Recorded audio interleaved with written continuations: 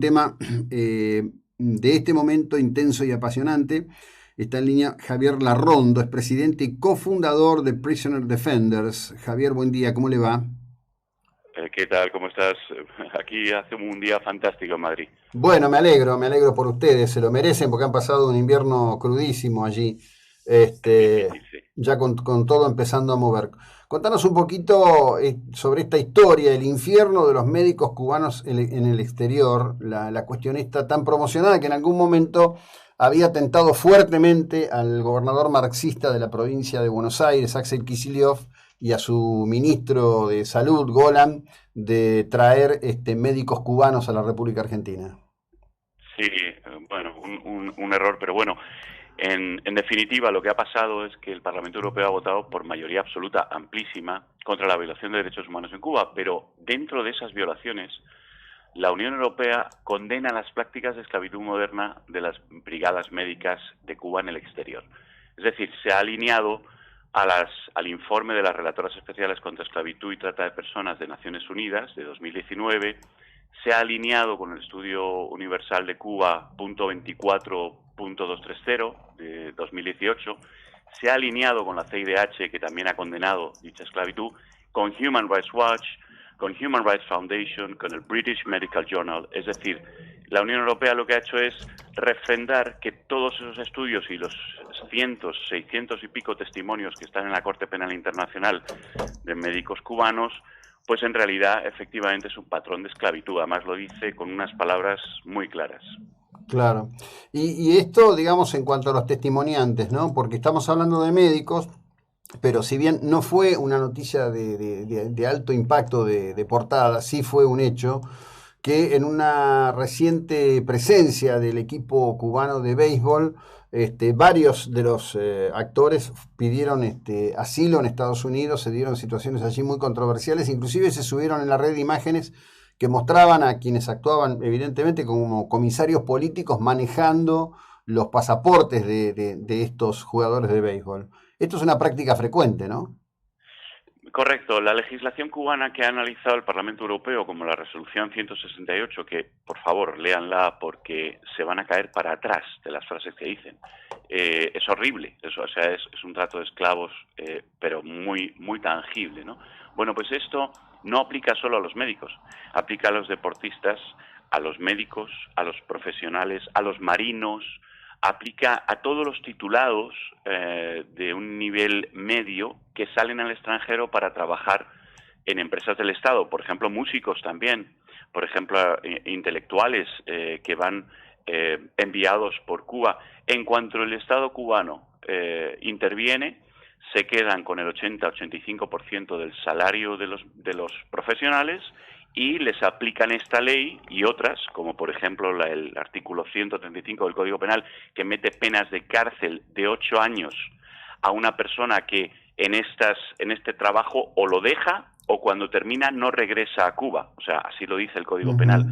Entonces, aplica a muchos profesionales, no solamente a los médicos. Lo que pasa es que los médicos hay 35.000 en todo momento por el mundo y no nos estamos dando cuenta de que el servicio de la medicina, que es tan importante, se está prestando bajo esclavitud. Entonces una cosa no justifica la otra. Tenemos que hacer un arreglo en ese sentido a nivel global, porque son Ujú. muchos países los que han contratado estas misiones y les están soportando un sistema de esclavitud, ¿no? Eso es terrible. Claro. Ustedes han publicado una data que es impresionante, los millones que recauda la nomenclatura cubana con esta utilización de trabajo esclavo de profesionales bueno, en el rubro que fuere, ¿no? En definitiva, por lo que nos estás ilustrando. Correcto, efectivamente. Las misiones médicas están en torno a los 7.000 millones, son 6.400 desde el punto de vista oficial, pero hay otras partidas que influyen. Y el resto llega en total a sumar hasta 8.500 millones de dólares, el 55% de la balanza comercial de Cuba. Es decir, Cuba se nutre en su mayoría, en su balanza comercial, por la explotación capitalista de trabajadores en estado esclavo. Es decir, es la antítesis de lo que un socialdemócrata puede aspirar en la vida, ir a atacar a los trabajadores en sus derechos más íntimos y además explotarles capitalísticamente, ¿no? Capitalistamente. Eso es terrible, terrible. Eso es lo que ha hecho que el Parlamento Europeo abra los ojos a que Cuba no es de izquierdas. De izquierdas somos todos los demás, porque Cuba lo que está aplicando es capitalismo esclavista. Claro. Y eso es muy importante. Bueno, eso, yo pensaba cuando leía la información, es una suerte de gulag sin paredones, digamos, ¿no? Porque es el mismo esquema que empleó Stalin con los gulag, utilizando a los perseguidos políticos reales o imaginarios como trabajo esclavo durante más de 60 años en la Unión Soviética, en un tema que siempre digo, hay que hacer un enorme esfuerzo para ilustrar a las generaciones jóvenes a este respecto, ¿no?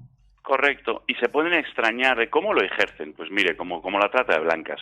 Cuando salen al extranjero y llegan al país, les quitan los pasaportes, les quitan los títulos académicos. Normalmente eligen a personas que tienen hijos pequeños en Cuba, con lo cual están retenidos a tener que volver. A sus familias no las dejan salir para acompañarles. Está prohibido. Ellos tampoco pueden visitar la isla todo lo que quieren y en vacaciones no pueden ir más que a Cuba. No pueden viajar con toda la familia a Europa, digamos.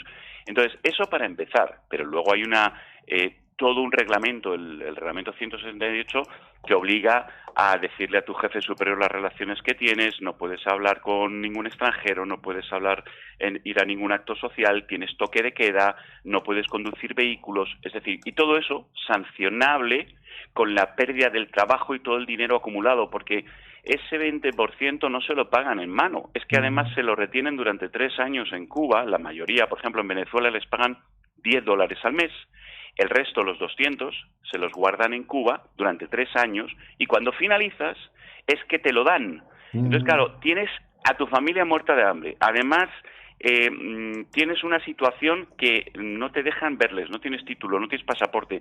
Claro, las dificultades para huir de una misión son de tal magnitud que es imposible que haya miles de deserciones, lo que hay es cientos.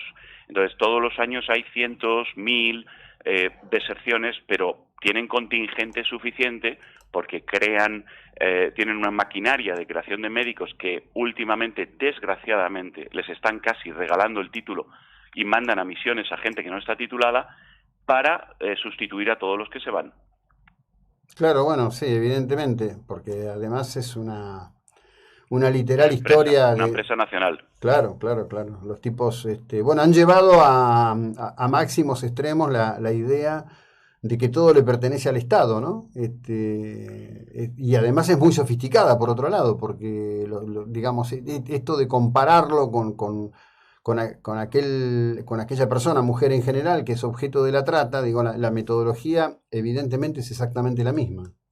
Es exactamente la misma, efectivamente. Y hay que comprender, por ejemplo, cuando se meten con los médicos cubanos y dicen es que alteran estadísticas.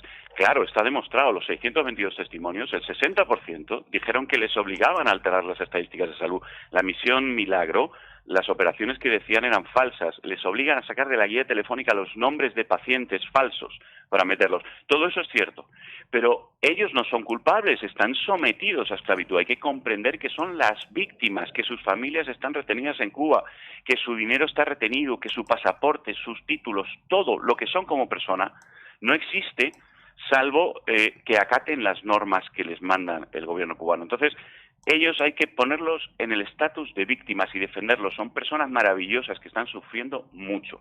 Y luego, por otro lado, se critica también que el gobierno cubano lo utiliza para realizar espionaje sobre los países. Y es cierto que hay muchos agentes de la seguridad del Estado que hacen pasar como médicos porque las autoridades locales en los países, uno de los objetivos de Cuba es que no les exijan la titulación para que los médicos no la tengan que llevar.